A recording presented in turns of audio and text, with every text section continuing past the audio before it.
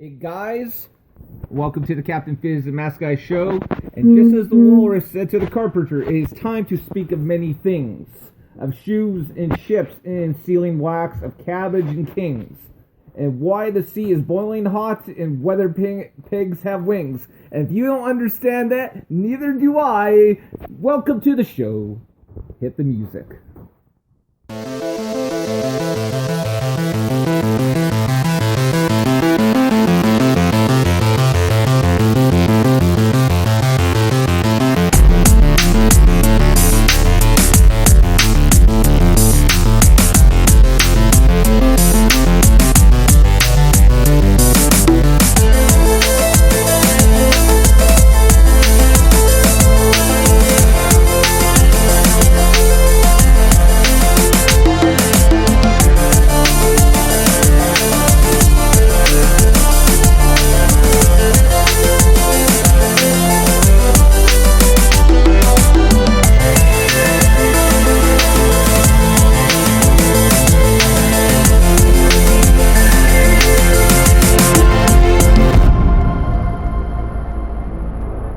Welcome back to the Captain Fizz and Mask Guy show. I, of course, as always, am Captain Fizz. And greetings from the seventh moon of thunder. I am that mask guy. We really need to get you a new greeting.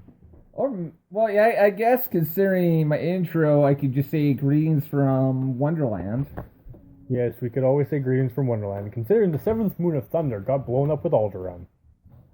Yes, that explains why I got all the Wookiees there. Yes, all the Wookiees. So, what the hell am I talking about? I don't know. We've had the weirdest entry of a show ever, and that says something considering. No, it was not. That was, well, you're talking about flying pigs. That's the only thing I actually got from that entire thing was flying pigs, and flying pigs exist. Have you never went off and read Alice, Through the Looking Glass, or seen? I've seen it, and I've never read it.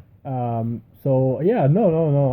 I'm just going to acknowledge the fact that I have no clue what you're talking about. Yeah, probably but just as well. This last weekend was, of course, Canadian Thanksgiving, which is apparently a lot different than American Thanksgiving because, I don't know. We eat turkey, we fill up on stuff, and we are generally thankful for having another holiday. The only difference is the fact that we like to have ours a lot further away from Christmas than the Americans do. I don't understand what they're doing. Theirs is like another month-ish, something like that. That's just weird. But anyways... I mean, what did you do for Thanksgiving? Well, I did a lot of things. We'll start with the most important thing. As everyone knows, I have a bearded dragon. Who is our official mascot. Unofficial mascot. He is currently lazing on his log right now. Very happily, I might add. I decided, because I was told quite often that bearded dragons will eat anoles. And if you don't know what anole is like a little tiny lizard. Now, I decided I was going to buy it for him to eat. And, it's like $15 just to buy this thing. And I'm buying it as food. So I'm sitting there in PetSmart and I'm laughing because I'm signing this adoption paper to adopt my pet's food. And I can't turn around and say, I don't know why I'm doing this because he's just going to be eaten. I just proceed to fill out the information of the fact that I'm intending to buy this animal. And they're like, if anything happens in the next 14 days, you don't like it, or he dies, or something like that, you can just bring him back in. Never mind the fact that you buy him for the exclusive use of being eaten by your dragon. I'm going to completely ignore the fact that if he dies, it's because he was eaten. But anyways, I decided that I wasn't going to name him, because it's very, if you're naming something, you tend to keep it more. Well, I broke that rule immediately. I named him Food, so Leroy met Food. Food ran away. Food became fast food. It is this really freaking jumpy lizard. I don't understand why he goes as fast as he does, but whatever. He kind of reminds me of a velociraptor meets a seal otter or something like that.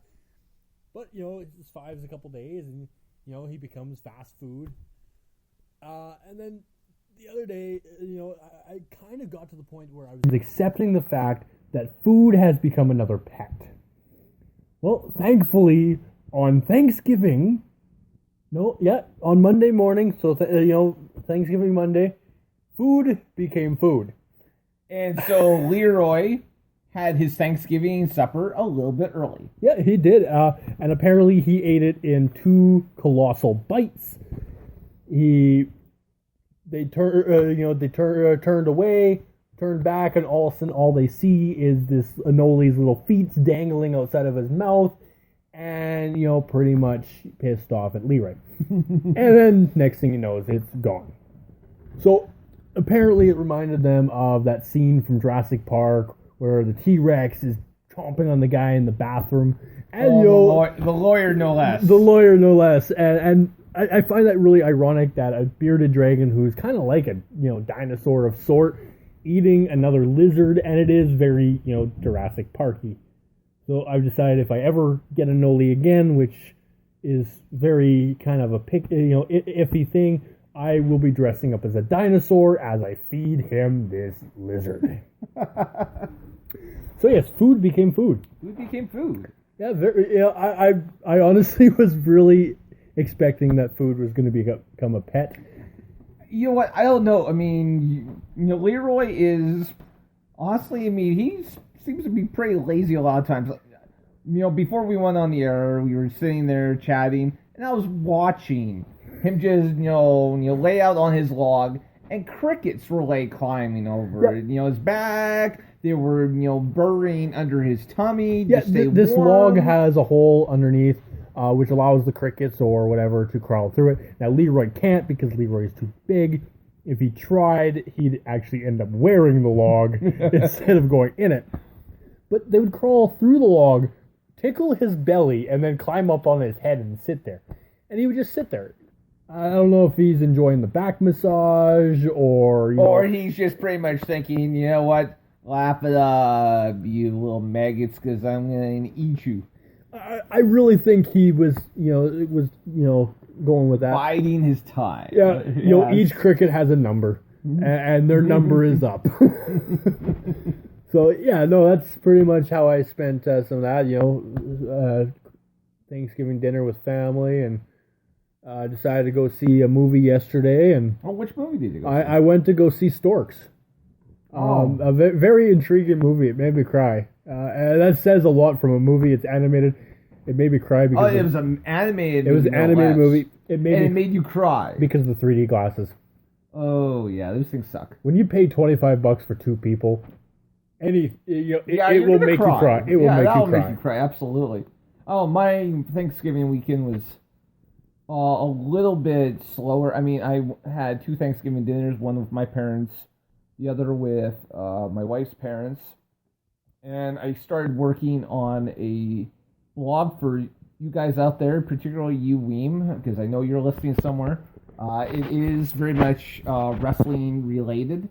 Once I actually post the first show for this blog, I will go off. I'll post it on our Facebook page for people to go off into critique, if you will. I may even go off and post what I've already written, just because it's a press conference. And eventually, the Captain Fizz and Mask Guy will be, once again, being featured as characters, as the color commentators. So I'm going to have a lot of fun trying to imagine, your reaction to some of these characters when they wrestle. I'm going to be very, and... I mean, I remember... As long as in my contract, it allows me to swear at least twice. Yeah, I think we might allow a little cussing in this. Awesome. But I still remember I went off and I sent you the very first show I actually wrote for another, for Pullmania. And there was a line where, there was a spot in it where one of the characters goes off and kisses this nerdy guy and then kicks him in, the balls. And I had you go off and, Captain Fizz went off and said that he would, gladly, take, 2 shots to the nuts to get a kiss from this girl or whatever.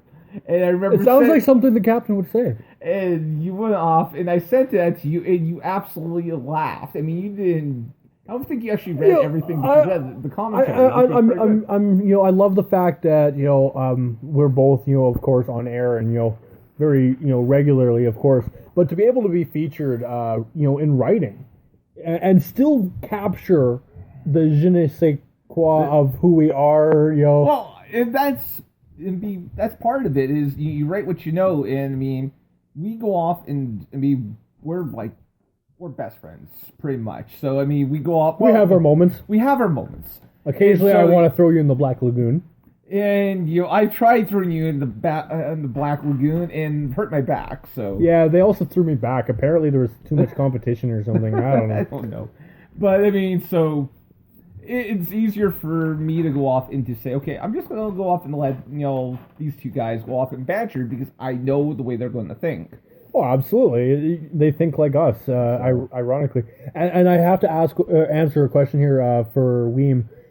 He asked if we have Black Tuesday up here. Now I'm going to say one thing. He actually said Luke Black Tuesday. If we had a Luke Black Tuesday, I think all Star Wars fans up here would be fanatic, and it would be the greatest holiday ever. But I digress. We do have Black. Well, no, we don't have Black Tuesday. A lot of our retailers will go off in when there's Black Friday down in the States. He says Black Tuesday. I've actually never heard of a Black Tuesday. I don't know.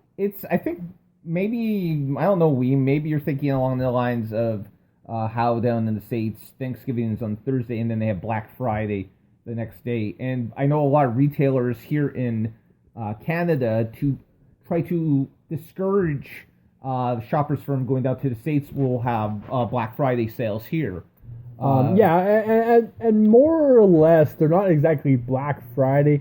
They're more like Black and Blue Friday. It's really weird to see a bunch of old grannies fighting over the last scarf in the bin.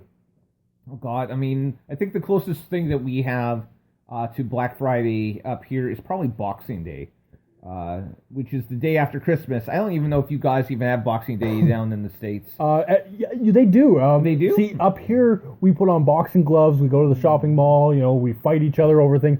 Down in the States, I think they more or less, they shoot each other over like video games or I don't know. Pokemon. Or Pokemon. It's the strangest thing. I don't understand how two countries that are so close to each other, that pretty much interact on a daily basis, get things so completely different. Like, who would have thought that's how you do it? Like, that's how you deal with shopping. You don't like someone, you shoot them. Oh, that's the last set of socks. I'm gonna shoot you. I don't know. Like, if that's how it works, I want in on this. I don't know. I think there's the Canadian mentality here, where we'd rather be, apologize and be sarcastic than go off and shoot you. I don't know. It seems weird though. Like, you turn around, you shoot someone, and it's, oh, I'm sorry I shot you, but you had the last pair of socks and they're my size and I really want them. It just seems weird. I would apologize and then shoot. Yeah, you get rid of the guilt. There's a lot of Americans who probably would go off and we'll make fun of ourselves. I mean, come on, absolutely. That's what we do.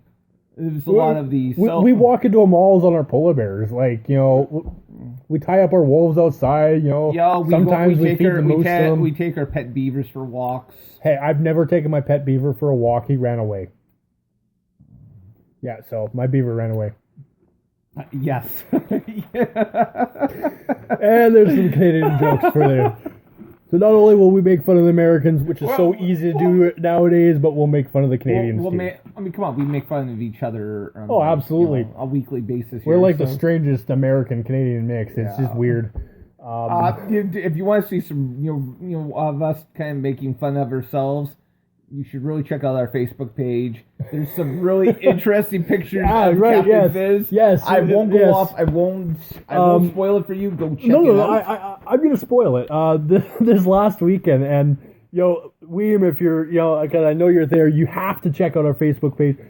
Guarantee you will probably fall down the stairs laughing, and yes, you will fall down the stairs.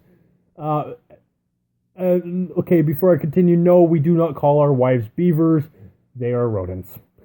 I was just a kind of to give you kind of a backstory to some of these photos. If